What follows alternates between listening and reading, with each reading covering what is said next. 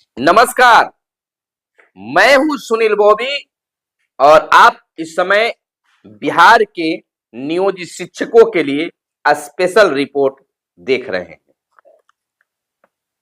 तमाम शिक्षकों से कहना है कि आपने अब तक उस गाइडलाइन को पढ़ लिया होगा और अध्ययन भी कर लिया होगा जो ट्रांसफर को लेकर शिक्षा विभाग के द्वारा नई गाइडलाइन जारी की गई है।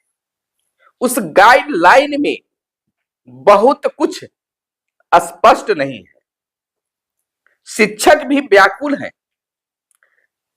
चिंतित है कि आखिर यह तबादला किस तरह का है। ऐसे तो पत्र को पढ़ने पर ऐच्छिक तबादला माना जा रहा है, कहा भी जा रहा है लोगों के द्वारा, लेकिन क्या यह ऐच्छिक तबादला है? यह तो पॉइंट बाय पॉइंट बता दिया गया है।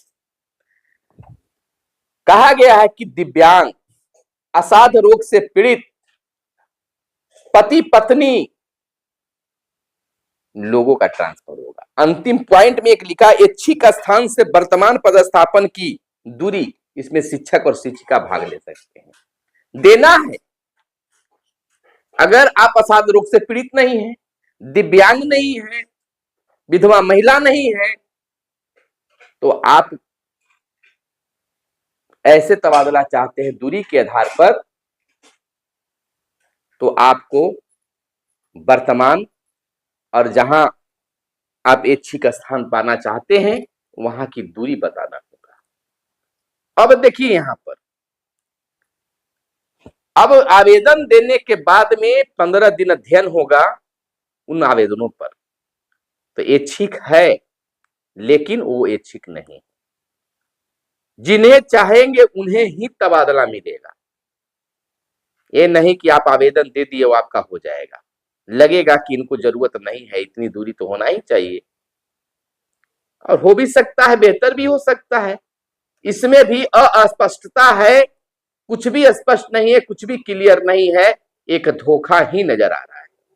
जिला का प्रखंड का ऑप्शन मांगा गया है, तो प्रखंड में भी आप दीजिएगा तो वहां भी आपको जो है बिल्कुल कहीं भी प्रखंड के अंदर में दिया जा सकता है, वो भी 10 ऑप्शन। तो यहां भी अपने और पराये की पहचान हो सकती है।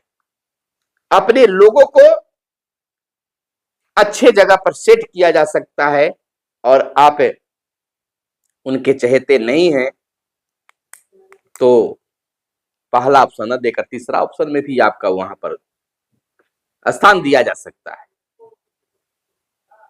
कहा गया है कि यह जो ट्रांसफर नीति लाई गई है उदार नीति है।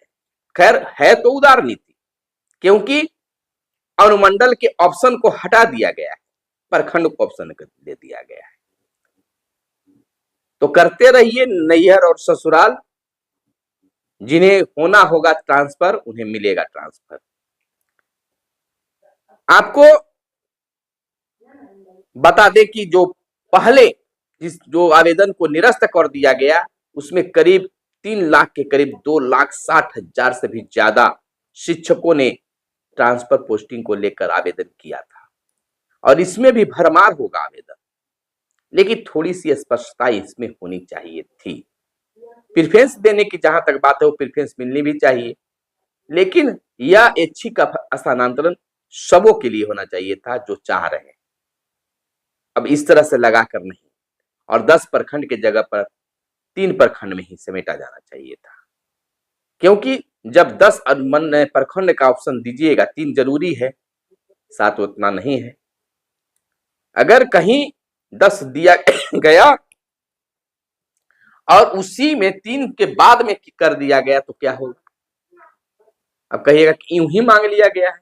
यूं ही कैसे मांग लिया जाएगा? जब यूं ही नहीं रहेगा, 3 में करना होगा, तो फिर 7 का फिर तात्पर्य क्या है? कहीं न कहीं कुछ तो राज है। इस राज को समझना होगा और इस पर सोचना होगा, आवाज बुलंद करनी होगी।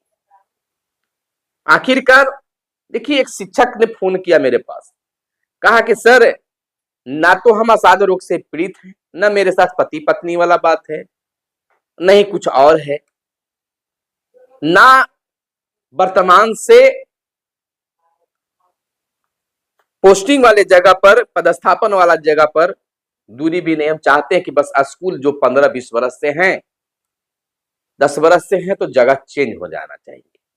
एक ही जगह रहते रहते विलेज पॉलिटिक्स का शिकार भी होते रहते हैं, नयापन नहीं आ पाता है। इसके कारण जाना चाहते थे कि हमें होगा कि नहीं।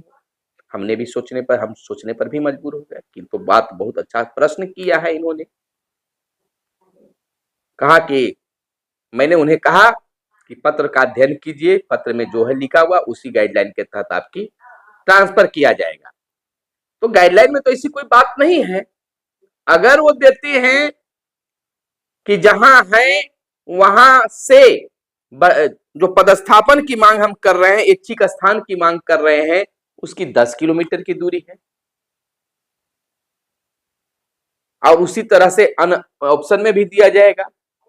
तो अभी तो हम मान लीजिए कि 5 से 7 किलोमीटर पर है, फिर 10 किलोमीटर पर जाना चाहते हैं या 20 किलोमीटर पर जाना चाहते हैं, वहां न जाकर 50 किलोमीटर पर हमें भेज दिया जाए, या फिर हमारा आवेदन को ही रद्द कर दिया जाए कि इनको तो जरूरत नहीं है, ये इसी भीड़ लगा रहे हैं। तो ये तो ऐच्छिक नहीं हुआ।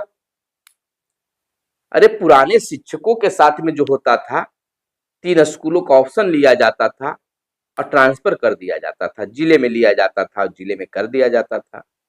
अगर यह राज्य स्तर पर कर रहे हैं तो मामला तो पेचीदा होगा, निश्चित तौर पर होगा। होना चाहिए था कि जिला ट्रांसफर चाहिए वे अब राज्य स्तर पर करें, जिन्हें अपने ही जिले में चाहिए वो अपने जिले में करें।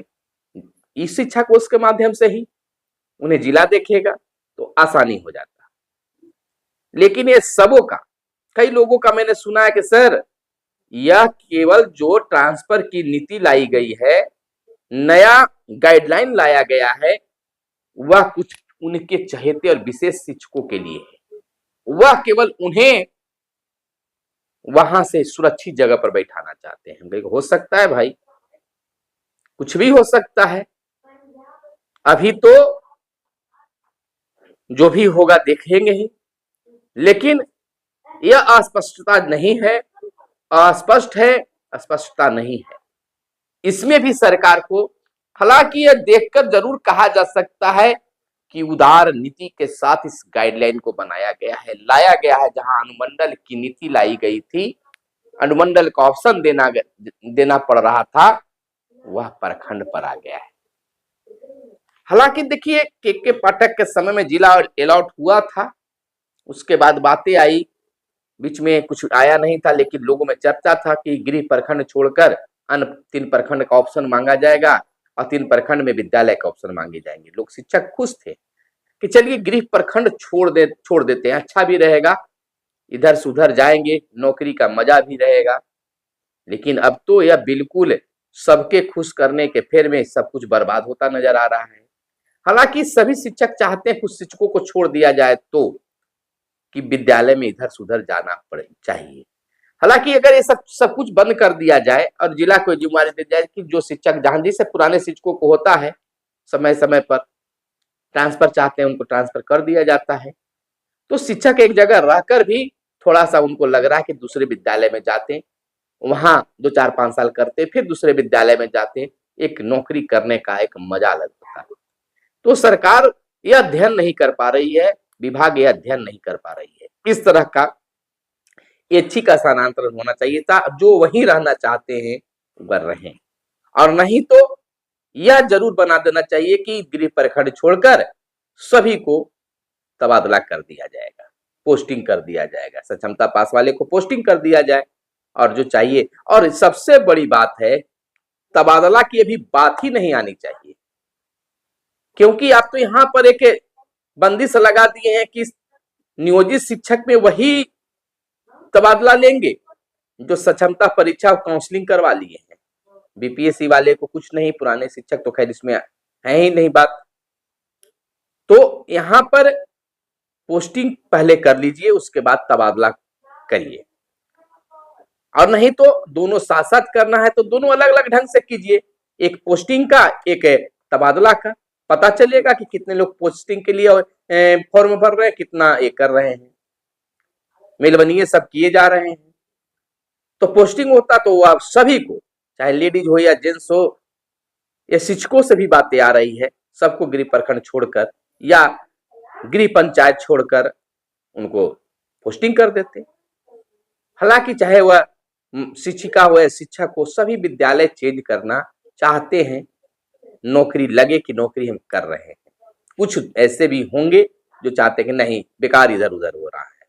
खैर, सबको साथ लेकर नहीं चला जा सकता है, कुछ तो 1-2% नाखुश होंगे। फिर भी शिक्षकों की जिस प्रकार से हर चीज आप ले रहे हैं इस शिक्षा कोष के माध्यम से, तो कहिए कि पहले आप अपना विचार ट्रांसफर पोस्टिंग को लेकर दें।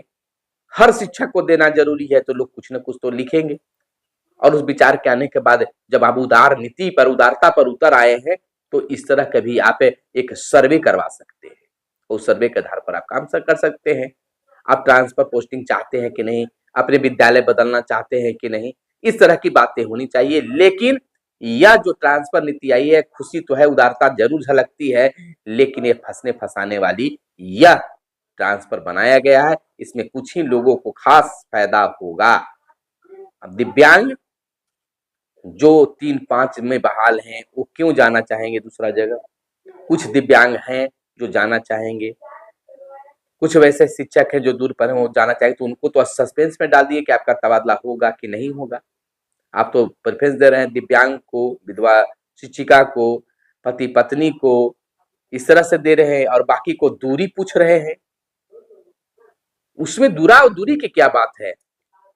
उसमें चाहिए कि आपको चाहिए तो आप ऑप्शन दीजिए, कोई भी रहे, चाहे दिव्यांग रहे, चाहे कोई, वहां दिव्यांगता दर्शाइए, महिला है तो महिला दर्शाइए, विधवा है तो विधवा दर्शाइए, आपको विशेष रूप से प्रेफरेंस दिया जाएगा, पहला ऑप्शन ही आपको मान लिया जाएगा।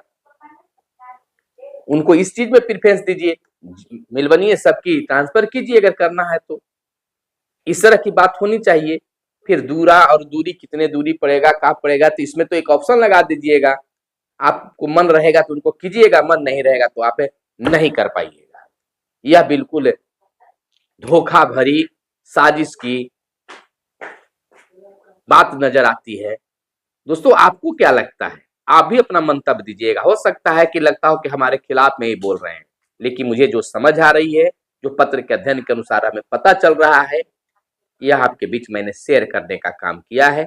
ना तो सरकार का विरोध, न शिक्षकों का विरोध, ना किसी का पक्ष, न किसी का विपक्ष। पत्र के अध्ययन के अनुसार मैंने आपके बीच यह चर्चा किया है। आपको क्या लगता है? मेरा तो एक ही मानना है कि ये जो ऑप्शन है हटा दीजिए, और जनरल ऐच्छिक तबादला कीजिए। जो चाहते हैं, हाँ, प्रेफरेंस दीजिए, विधवा को दीजिए, शिक्षिका को दीजिए, दिव्यांग को दीजिए, असाध्य रोग से पीड़ित को दीजिए। वो प्रेफरेंस का मतलब यह है कि उनका पहला दूसरा ऑप्शन दे दीजिए। बाकी आप अन्य लोगों का जो मांग रहे हैं, 3 ऑप्शन मांगिए, 3 ऑप्शन में उनको कहीं दे दीजिए। बैठाना तो दिक्कत होगा, यह सब कोई समझता है कि पहला ना देखे दूसरा, तो उसी तरह से देंगे। जिला, उसके बाद प्रखंड, आप प्रखंड में आप उनको दे दीजिए, या प्रखंड के बाद उसमें स्कूल का भी नाम मांग लीजिए। माने कि 3 प्रखंड के मांगिए तो हर प्रखंड से 3-3 और मांग लीजिए विद्यालय का नाम। तो उस तरह से शिक्षकों को भी आसानी होगी, वो समझ कर अपना देंगे। लेकिन अभी दूरा और दूरी की दूरी आप बताइए कि वर्तमान में, और जो ऐच्छिक तबादला चाह रहे हैं वो कितना दूरी पर अब जाना चाह रहे हैं, तो उसके अनुसार तो आप दिव्यांग वगैरह के करिएगा, और जिसको आप करना चाहते उसको तो करबे कीजिएगा, होगा ही।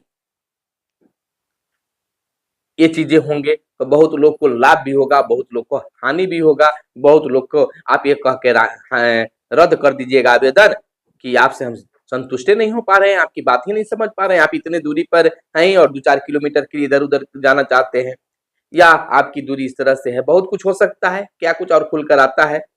पत्र संशय की स्थिति में है, केवल कैसे करना है, क्या करना है, पत्र में यह भरा पड़ा है। गाइडलाइन के नाम पर एकमात्र धोखा है। क्या लगता है? कमेंट करके बताइएगा। मिलते हैं अगले वीडियो में, तब तक के लिए चैनल को सब्सक्राइब करके हाथ मिलाइए, सहयोग कीजिए। वीडियो को शेयर कीजिए और वीडियो पसंद आया हो तो लाइक जरूर कीजिएगा। धन्यवाद। जय हिंद, जय भारत, वंदे मातरम।